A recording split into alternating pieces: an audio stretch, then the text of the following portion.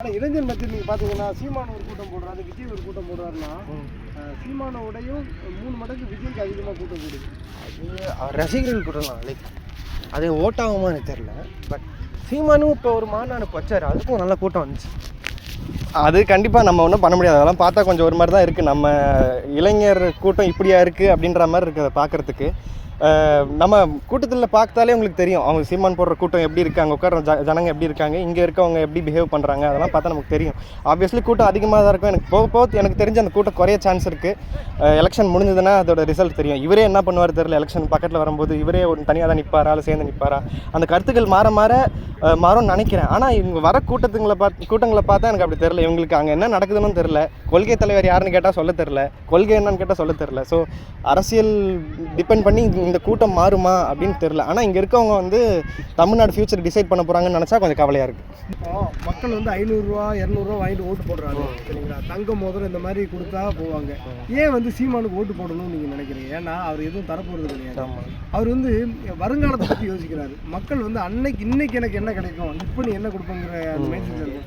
எப்படி சீமானால வெற்றி பெற முடியும்னு நினைக்கிறீங்க? வெற்றி பெற முடியாது தான். பட் ஆனால் லைக் நம்மளை சுயமாக ஆக்குறாரு. லைக் நம்ம யாருமே டிபெண்ட் ஆகாமல் இப்போ ஒரு இலவசத்துக்கு நம்ம டிபெண்ட் ஆகணும்னா லைக் அது ஃபுல்லாகவே அதே தான் டிபெண்ட் ஆகிருக்கும். நமக்கு ஒரு ஜாபு அப்படின்னு போட்டால் லைக் நம்மளே வந்து அது வாங்கலாம்ல. எதுக்கு வந்து ஒரு சுயமாக நம்ம அவங்கள நம்பணும், சுயமாக இருக்கலாம். நம்மளே கொள்கையே அவங்க தெரில என்ன பண்ண போகிறாங்கன்னு. நீங்கள் வந்து சும்மா டிஎம்கேன்னு எதிர்க்கிறாங்க அவ்வளோதான். பட் என்ன பண்ண போகிறாங்கன்னு கிளியராக இன்னும் பிளான்லாம் ஒன்றும் தெரில. லைக் சும்மா வாய்க்கு சொல்கிற மாதிரி இருக்குது. நிஜமாலே சாத்தியமாக தெரில. ஆல்ரெடி நம்ம லாஸ்ட்டில் தான் போயிட்டுருக்கோம். இன்னும் லைக் இது ஏடிஎம்கே ஆட்சிக்கு அப்புறம் டிஎம்கே ஆட்சியில் இப்போ நம்ம ட்வைஸ்ட் அமௌண்ட் கடன் வாங்கி எல்லாமே பண்ணிகிட்ருக்கோம். எல்லாமே ப்ரைவேட் ஆகிடுச்சு. இப்போ பஸ் ப்ரைவேட் ஆகிடுச்சு. இது வந்து எலக்ட்ரிக் இந்த கம்பெனியும் வந்து போர்டும் இது லாஸ்ட்லாம் போயிட்டுருக்கு. இது தெரிஞ்சு கஷ்டம் நினைக்கிறேன். அவர் தமிழ்நாட்டில் வெற்றி பெறுவது எப்படி அப்படின்னு தான் படிச்சுட்டு வந்திருக்காருன்னு நினைக்கிறேன். சும்மா அவர் சொல்கிறது எல்லாமே பார்த்தீங்கன்னா முன்னாடியே சொன்னது இல்லை, எப்படி வச்சு கவர் பண்ணலான்ற மாதிரி தான் இருக்குது. தவிர அவருக்கு சொந்தமாக ஐடியாலஜி வச்சு பேசுகிறாரு. அவருக்கு ஏதாவது சாதிக்கணுன்ற மாதிரி இருக்கா தெரியல. சும்மா அது இன்வெஸ்ட்மெண்ட் முதல்ல வர வைப்பாரா அவர் விஜய்? அந்த இதுக்கு எதுவுமே பேசலையே. நான் இவ்வளோ இன்வெஸ்ட்மெண்ட் கொண்டு வருவேன், இல்லை இந்த டிஎம்கேவாவது இவ்வளோ பண்ணுறாங்கன்னா அவங்க அடிக்கலாம் சொல்ல. ஆப்வியஸ்லி அவங்க அடிச்சு தான் இருக்காங்க. மாற்றம் வேணும் கண்டிப்பாக. ஆனால் எனக்கு இவர் ஒரு மாற்றமாக கண்டிப்பாக தெரில. அங்கேருந்து 30% போகுதுன்னா அவருக்கு ரெக்கார்டு வச்சு ப்ரூஃப் வச்சு பேச மாட்டாரு. எல்லாமே ஏதோ மக்கள் பேசுறது இவரே அப்படி. இப்போ நாங்கள் கூட ட்விட்டரில் ஏதோ பார்க்குறோம், நாங்கள் கூட தான் ட்விட்டரில் பார்க்குறோம் ஃபேக் நியூஸ்லாம். அதை அப்படியே படிச்சுட்டு இருக்க மாதிரி இருக்கு அவர் பண்ணுறது. இப்போ எப்படி பார்க்குறேன், இந்த மாதிரி இலவசம் கொடுத்துருக்கீங்க. நாம் தமிழர் கட்சி வந்து எங்கேயுமே எதுவுமே இலவசம் கொடுக்குறதுக்கு அதை பற்றி என்ன நினைக்கிறீங்க? அப்படி தான் இருக்கணும் ஆக்சுவலி. அது வந்து அந்த மாதிரி பேசுறதுனால யாருமே அவங்க ஜெயிக்க முடியாது. நான் சொல்கிறேன், அது யாருமே ஜெயிக்க முடியாது. ஏன்னா அது ஆலோசிக்கிற அளவுக்கு நம்ம மக்களுக்கு எப்படி கேப்பபிலிட்டி இருக்கான்னு தெரியல. ஆனால் அந்த டெமோக்ரஸின்னா என்ன வரும், அது அப்படி தான் போகணும். கேபிட்டலிஸ்ட்னு பேசுகிறோம், ஸோ அந்த வழியில் தான் போகணும். அதுதான் கரெக்ட் எனக்கு தெரிஞ்ச வரைக்கும். ஆனால் உள்ளே வர்றதுக்கு அட்லீஸ்ட் நீங்கள் இது தரப்போகிறேன் ஏதாவது சொல்லி அட்ராக்ட் பண்ணலாம். தவிர அதுவே உங்கள் கொள்கையாக இருக்கிறது ரொம்ப தப்பு. சொல்கிறாரு அப்படி பொய் வாக்குறுதி கொடுக்கணும்னு தேவை கிடையாது. நான் மக்களுக்கு வந்து மருத்துவம், தண்ணீர், படிப்பு மூணு தவிர இலவசமாக எதுவும் கொடுக்க மாட்டேன். நீ வந்து ஜாதி பார்த்து ஓட்டு போட்டால் எனக்கு ஓட்டு போடாது கிடையாது. ஓட்டே இது வேண்டாங்கிறாரு. அதை பற்றி என்ன நினைக்கிறீங்க? சீமானுக்கு ஒரு வாய்ப்பு கொடுத்தா வச்சுருக்கீங்க. சீமானுக்கு இப்போ இருக்க 4 பேர் போட்டியில் எனக்கு தெரிஞ்சு சீமானுக்கு ஓட்டு போடுறது பெட்டர்னு நினைக்கிறேன். ஏன்னா எடப்பாடியாக இருக்கட்டும், ஸ்டாலின்லாம் பார்த்தாச்சு. எடப்பாடி முன்னாடி பார்த்துருக்கோம். விஜய் எனக்கு தெரிஞ்சு வேலைக்கு ஆகாது. அவர் ஒருத்தர் தான், சீமான் ஒருத்தர் தான் நமக்கு அது சாத்தியமாக இல்லைன்னு நினைக்கிறோம். பட் ஆனால் ஒரு அரசியல்வாதி அப்படி இருந்தால் நல்லா இருக்கும்னு நம்ம எதிர்பார்க்குற மாதிரி பேசுகிறாரு அவர். மக்கள் யாருமே புரிஞ்சிக்க மாட்டாங்க. அதுதான் பிரச்சனை. அட்லீஸ்ட் இந்த மாதிரி ஏதாவது பார்த்து ஒரு 2-3 பேர் ஓட்டு பண்ணால் அட்லீஸ்ட் 2-3 தொகுதியாவது கிடச்சி அவர் ப்ரூவ் பண்ணால் நல்லதாக இருக்கும்னு நினச்சி நாங்கள் நினைக்கிறோம். ஆமாம், நீங்கள் நினைச்சு பாருங்கள். இப்போ சீமான் மாதிரி ஒரு ஆள் உள்ளே போயிட்டாங்கன்னா இப்போ சட்டசபையில் எப்படி இருக்கும்னு நினைக்கிறீங்க? ஏன்னா சாதாரணமாக ஒரு சின்ன ஒரு போராட்டம்னாலே அங்கே உள்ள ஆளுகளே சீமானை தேடுறாங்க. சீமானை வர சொல்லுங்க. சட்டசபையில் சீமானோட குரல் ஒழிக்க அப்படின்னு. ஆமாம், அவர் இப்போ நம்ம தமிழ்நாட்டில் கரண்ட்டாக எத்தனை போராட்டம் போயிட்டு நமக்கு தெரியாது. ஆனால் அவர் மனுஷன் எல்லா ஊருக்கும் போயிட்டு போராட்டத்தையும் மொழி தொழிலாக வச்சுருக்காரு.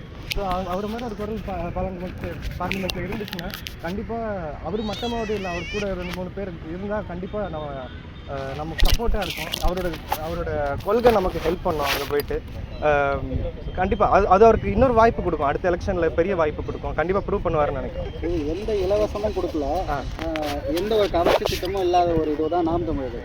எப்படி வின் பண்ணுறதுக்கான ஏதாவது 1% சாத்தியம். அதாவது எது நம்ம முக்கியம்னு யோசிக்கிறோமோ அதுதான். இப்போ இவங்க வந்து 100 ரூபாய் 1000 ரூபாய் முக்கியம்னு நினைக்கிறாங்களா, இல்லை இலவச கல்லூரி, அவர் வந்து உச்சக்கட்ட கல்லூரி வந்து படிப்பு தரோன்னு சொல்கிறாரு, தண்ணி இலவசமாக தரோன்னு சொல்கிறாரு, விவசாயிகளை வந்து அரசியல் தொழில் ஆக்குறேன்னு சொல்கிறாரு. இதெல்லாம் நம்ம இம்பார்ட்டன்ட் பார்க்குறோமா, இல்லை தங்கம் மோதிரம் கொடுக்குறதையும் இதையும் இம்பார்ட்டன்ட் பார்க்குறோமா? இது வந்து ஜஸ்ட் ஃபுல்லாக கவர்ச்சியாக தான் இருக்குது நீங்கள் சொல்கிற மாதிரி. ஆனால் உள்ளே வர்றதுக்கு அந்த கவர்ச்சி தேவைப்படுது. ஆனால் மக்கள் ஒழுங்காக ஆலோசித்து பார்த்தாங்கன்னா இவர் பண்ணுறது கரெக்டு. ஆனால் அவர் அந்த கொள்கையிலேருந்து மாறாமல் இருக்கார் பார்த்தீங்களா? இத்தனை வருஷம் ஆட்டியும் யாருக்குமே சேராமல் அந்த கொள்கையிலேருந்து மாறாமல் இருக்கிறது வந்து ஒரு அதுவே ஒரு கவர்ச்சியான விஷயம் நான் சொல்லுவேன். இல்லை ஆனால் அதுதான் வெற்றிக்கு அது கஷ்டம் தான். நானே சொல்கிறேன், ஜெயிக்கிறது கஷ்டம் தான். அட்லீஸ்ட் அவர் நிற்கிற தொகுதி இல்லை கூட 2 பேர் அந்த மாதிரி ஒரு 2 சீட் கிடச்சா கூட அவர் ப்ரூவ் பண்ணி காட்டி அவருக்கு சான்ஸ் இருக்குன்னு நினைக்கிறேன். மற்ற 3 பேரோட இவர் பெட்டர் தான் நினைக்கிறேன்.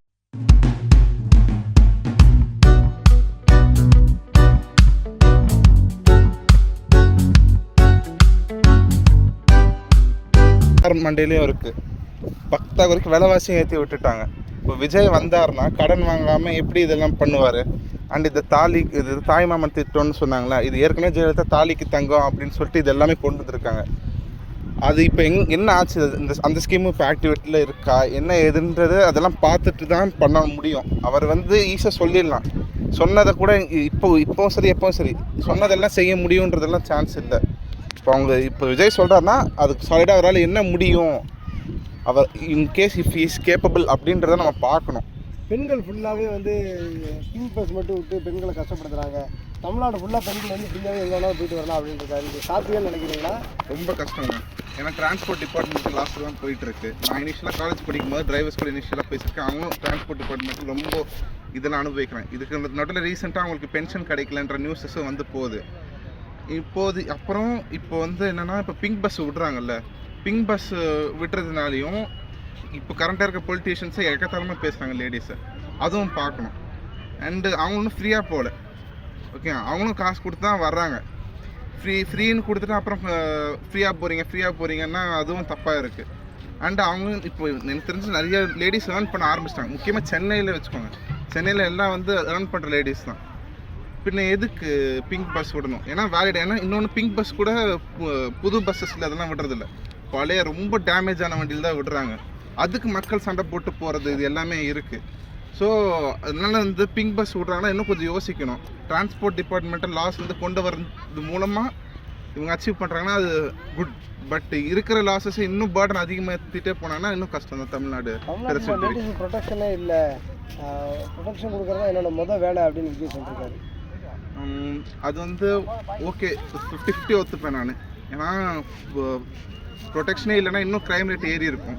பட் முன்னதோட இப்போ க்ரைம் ரேட் வந்து கொஞ்சம் அதிகமாக வந்து போயிட்டு தான் இருக்குது. அண்டு இன்னொன்று என்னென்னா நியூஸஸ்லேயும் சில விஷயத்தை கவர் பண்ணுறதில்ல. இப்போ ரீசெண்டாக கூட லேட்டாக தான் கவர் பண்ணாங்கன்னு நினைக்கிறோம். ஒரு 10 பேர் வந்து ரோட்டில் போகிறவங்கள வெட்டிட்டாங்க அப்படின்றது.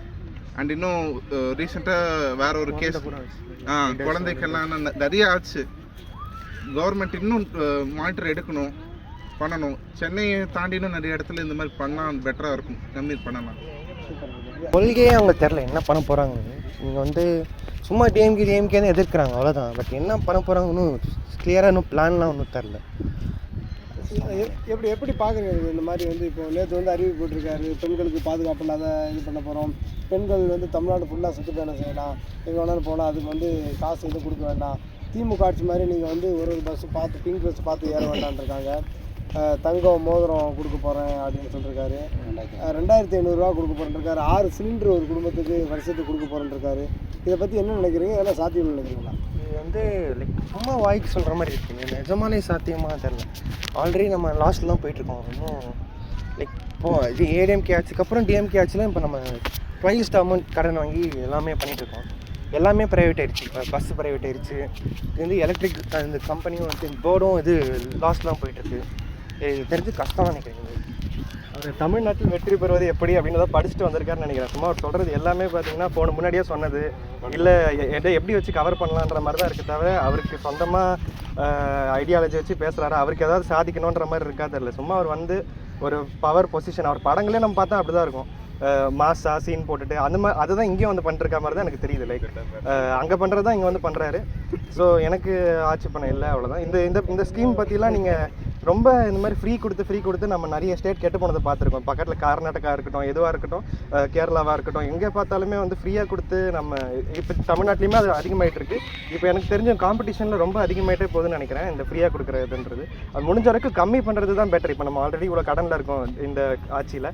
ஸோ அதை முடிஞ்ச வரைக்கும் இன்னும் கம்மி பண்ணுறது பெட்டர். இன்னும் அதிகமாக தருவேன்னு சொல்லி இவங்க ஜெயிக்க பார்க்குறத விட கண்டிப்பாக ஃபியூச்சர் நம்ம ஒரு சிட்டிசனாக பார்த்தா ஃபியூச்சரில் இது நடக்கிறதுக்கு வாய்ப்பு இல்லை. ஏன்னா இருக்க கடனில் இதெல்லாம் அவங்க சாத்தியப்படுத்துறதுக்கு கண்டிப்பாக தங்க முதல்வா கொடுக்கறது மக்களுக்கு அறிவில்லாத மாதிரி அவங்க சொல்கிறதெல்லாம் கேட்டாங்க. இல்லை, விஜய் என்ன சொல்கிறாருன்னா, எந்த திட்டம் வந்தாலும் ஸ்டாலின் அவர்களுக்கு வந்து ஒரு 30% போயிடுது, அப்புறம் அமைச்சர்களுக்கு some percentage போயிடுது. ஸோ அந்த அமௌண்ட்டை நான் எடுத்து இதை பண்ணுவேன் அப்படின்ற மாதிரி பேசினேன்.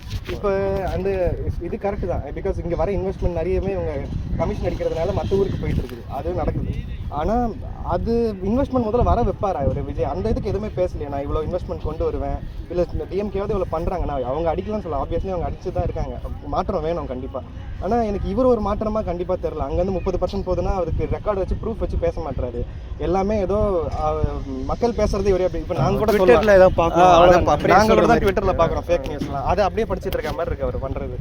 இப்போ எப்படி பார்க்குறேன், இந்த மாதிரி இலவசம் கொடுத்துருக்காங்க. நாம் தமிழர் கட்சி வந்து எங்கேயுமே எதுவுமே இலவசம் கொடுக்குறது, அதை பற்றி என்ன நினைக்கிறீங்க? அப்படி தான் இருக்கணும் ஆக்சுவலி. அது வந்து அது அந்த மாதிரி பேசுறதுனால யாருமே அவங்க ஜெயிக்க முடியாது. நான் சொல்கிறேன், அது யாருமே ஜெயிக்க முடியாது. ஏன்னா அது ஆலோசிக்கிற அளவுக்கு நம்ம மக்களுக்கு எப்படி கேப்பபிலிட்டி இருக்கான்னு தெரியல. ஆனால் அந்த டெமோக்ரஸினா என்ன ப்ரோ, அது அப்படி தான் போகணும். கேபிட்டலிஸ்ட்னு பேசுகிறோம், ஸோ அந்த வழியில் தான் போகணும். அதுதான் கரெக்ட் எனக்கு தெரிஞ்ச வரைக்கும். ஆனால் உள்ளே வர்றதுக்கு அட்லீஸ்ட் நீங்கள் இது தரப்போகிறேன் ஏதாவது சொல்லி அட்ராக்ட் பண்ணலாம் தவிர அதுவே உங்கள் கொள்கையாக இருக்கிறது ரொம்ப என்ன சொல்கிறாரு, நான் அப்படி பொய் வாக்குறுதி கொடுக்கணும்னு தேவை கிடையாது. நான் மக்களுக்கு வந்து மருத்துவம், தண்ணீர், படிப்பு இது மூணு தவிர இலவசமாக எதுவும் கொடுக்க மாட்டேன். நீ வந்து ஜாதி பார்த்து ஓட்டு போட்டால் எனக்கு ஓட்டு போடாது கிடையாது, ஓட்டே இது வேண்டாங்கிறாரு. அதை பற்றி என்ன நினைக்கிறீங்க? சீமானுக்கு ஒரு வாய்ப்பு கொடுத்தா எப்படி? சீமானுக்கு இப்போ இருக்க 4 பேர் போட்டியில் எனக்கு தெரிஞ்சு சீமானுக்கு ஓட்டு போடுறது பெட்டர்னு நினைக்கிறேன். ஏன்னா எடப்பாடியாக இருக்கட்டும், ஸ்டாலின்லாம் பார்த்தாச்சு, எடப்பாடி முன்னாடி பார்த்துருக்கோம். விஜய் எனக்கு தெரிஞ்ச வேலைக்கு ஆகாது. அவர் ஒருத்தர் தான், சீமான் ஒருத்தர் தான் நமக்கு அது சாத்தியமாக இல்லைன்னு நினைக்கிறோம். பட் ஆனால் ஒரு அரசியல்வாதி அப்படி இருந்தால் நல்லா இருக்கும்னு நம்ம எதிர்பார்க்குற மாதிரி பேசுகிறாரு அவர். மக்கள் யாருமே புரிஞ்சிக்க மாட்டாங்க, அதுதான் பிரச்சனை. அட்லீஸ்ட் இந்த மாதிரி ஏதாவது பார்த்து ஒரு 2-3 பேர் ஓட்டு பண்ணால் அட்லீஸ்ட் 2-3 தொகுதியாவது கிடச்சி அவர் ப்ரூவ் பண்ணால் நல்லதாக இருக்கும்னு நினச்சி நாங்கள் நினைக்கிறோம். ஆமாம், நீங்கள் நினைச்சு பாருங்கள், இப்போ சீமான் மாதிரி ஒரு ஆள் உள்ளே போயிட்டாங்கன்னா இப்போ சட்டசபையில் இப்படி இருக்கும்னு நினைக்கிறீங்க? ஏன்னா இப்போ சாதாரணமாக ஒரு சின்ன ஒரு போராட்டம்னாலே அங்கே உள்ள ஆளுகளே சீமானை தேடுறாங்க. சீமானை வர சொல்லுங்க.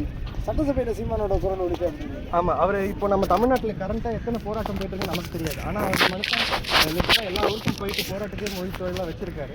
ஸோ அவர் மாதிரி ஒரு குரல் பார்லிமெண்ட்டில் இருந்துச்சுன்னா கண்டிப்பாக அவர் மட்டமாவது இல்லை, அவர் கூட 2-3 பேர் இருந்தால் கண்டிப்பாக நமக்கு சப்போர்ட்டாக இருக்கும். அவரோட கொள்கை நமக்கு ஹெல்ப் பண்ணும். அங்கே போயிட்டு கண்டிப்பாக அது அவருக்கு இன்னொரு வாய்ப்பு கொடுக்கும். அடுத்த எலெக்ஷனில் பெரிய வாய்ப்பு கொடுக்கும். கண்டிப்பாக ப்ரூவ் பண்ணுவாருன்னு நினைக்கிறேன். எந்த இலவசமும் கொடுக்கல, எந்த ஒரு கவர்ச்சி திட்டமும் இல்லாத ஒரு இதுதான் நாம் தமிழர். எப்படி வின் பண்ணுறதுக்கான ஏதாவது 1% சாத்தியம் கொடுக்கும். அதாவது எது நம்ம முக்கியம்னு வச்சுக்கிறோமோ அதுதான். இப்போ இவங்க வந்து 100 ரூபாய் 1000 ரூபாய் முக்கியம்னு நினைக்கிறாங்களா, இல்லை இலவச கல்லூரி, அவர் வந்து உச்சக்கட்ட கல்லூரி வந்து படிப்பு தரோன்னு சொல்கிறாரு, தண்ணி இலவசமாக தரோன்னு சொல்கிறாரு, விவசாயிகளை வந்து அரசியல் தொழில் ஆக்கிறேன்னு சொல்கிறாரு.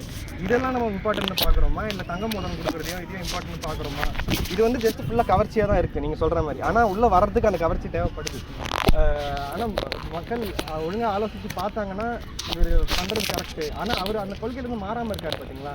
இத்தனை வருஷம் ஆகியும் யாருக்குமே சேராமல் அந்த கொள்கையிலேருந்து மாறாமல் இருக்கிறது வந்து அதுவே ஒரு கவர்ச்சியான விஷயம் நான் சொல்லுவேன். இல்லை, ஆனால் அதுதான் வெற்றிக்கு அது கஷ்டம் தான். நானே சொல்கிறேன், ஜெயிக்கிறது கஷ்டம் தான். அட்லீஸ்ட் அவர் நிற்கிற தொகுதி இல்லை கூட 2 பேர் அந்த மாதிரி ஒரு 2 சீட் கிடச்சா கூட அவர் ப்ரூவ் பண்ணி காட்டி அவருக்கு சான்ஸ் இருக்குன்னு நினைக்கிறேன். மற்ற 3 பேரோட இவர் பெட்டர் தான் நினைக்கிறேன். மக்கள் வந்து 500 ரூபா 200 ரூபா வாங்கிட்டு ஓட்டு போடுறாங்க சரிங்களா? தங்கம் முதல்ல இந்த மாதிரி கொடுத்தா போவாங்க.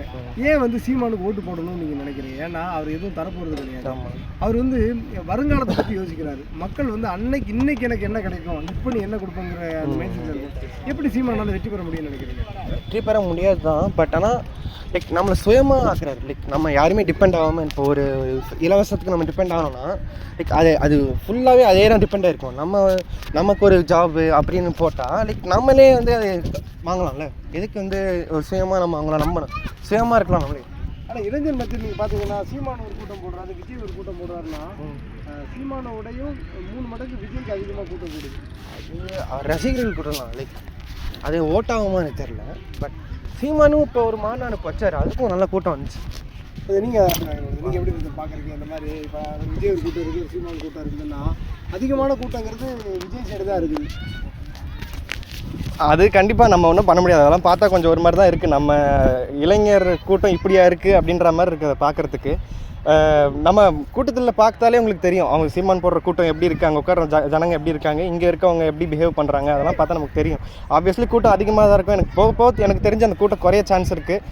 எலெக்ஷன் முடிஞ்சதுன்னா அதோட ரிசல்ட் தெரியும். இவரே என்ன பண்ணுவார் தெரியல. எலெக்ஷன் பக்கத்தில் வரும்போது இவரே ஒரு தனியாக தான் நிற்பாரா, இல்லை சேர்ந்து நிற்பாரா, அந்த கருத்துக்கள் மாறும்னு நினைக்கிறேன். ஆனால் இவங்க வர கூட்டங்களை பார்த்தா எனக்கு அப்படி தெரியல. இவங்களுக்கு அங்கே என்ன நடக்குதுன்னு தெரியல. கொள்கை தலைவர் யாருன்னு கேட்டால் சொல்ல தெரில, கொள்கை என்னன்னு கேட்டால் சொல்ல தெரில. ஸோ அரசியல் டிபெண்ட் பண்ணி இந்த கூட்டம் மாறுமா அப்படின்னு தெரில. ஆனால் இங்கே இருக்கவங்க வந்து தமிழ்நாடு ஃபியூச்சர் டிசைட் பண்ண போகிறாங்கன்னு நினச்சா கொஞ்சம் கவலையாக இருக்குது. நீங்கள் நாம் தமிழ் கூட்டங்கள்லாம் பார்த்துருக்கீங்களா? அவங்களே சேர் எடுக்குவாங்க, அவங்களே எல்லாம் பண்ணுவாங்க.